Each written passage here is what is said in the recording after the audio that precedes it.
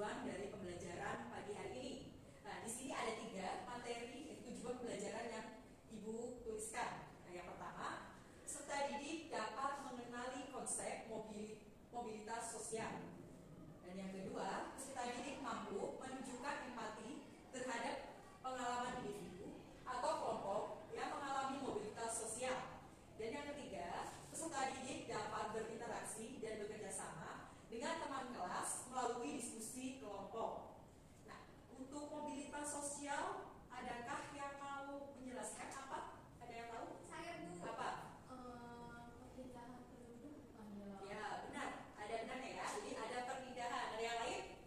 Ya, Ibu. Oh, belum ya. Jadi Ibu jelaskan sedikit mengenai mobilitas sosial, yaitu perpindahan struktur sosial individu atau kelompok dalam struktur di masyarakat. Nah, mobilitas di sini dibagi menjadi 2. Nah, 2. Apa saja, ada yang tahu? Saya, Bu. Apa? Mobilitas vertikal sama mobilitas horizontal. Ya, betul. Ada mobilitas sosial vertikal dan mobilitas sosial horizontal. Ada yang mau menjelaskan dan memberikan contoh dari mobilitas vertikal? Ada. Pengertiannya dulu. Ya. Perpindahan status ke atas sama ke bawah, bukan? Benar. Perpindahan status sosial ya. Ya. Sosial dari atas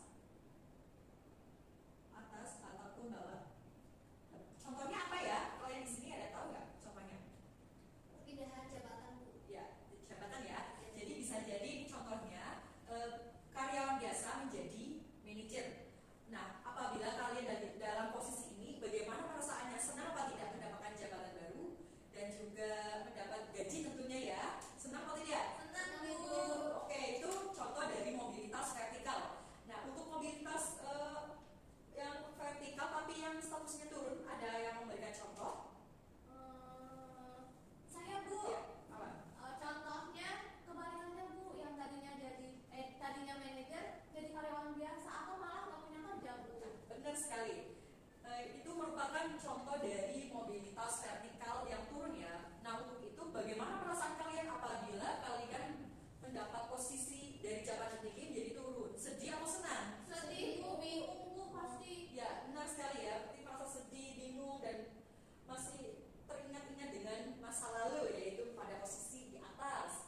Nah, selanjutnya yaitu mobilitas sosial horizontal. Ada yang mau menjelaskan dan memberikan contoh? Pindah tempat kerja, bukan, Bu? Ya, benar sekali. Hanya perpindahan tempat. Pindahan tempat.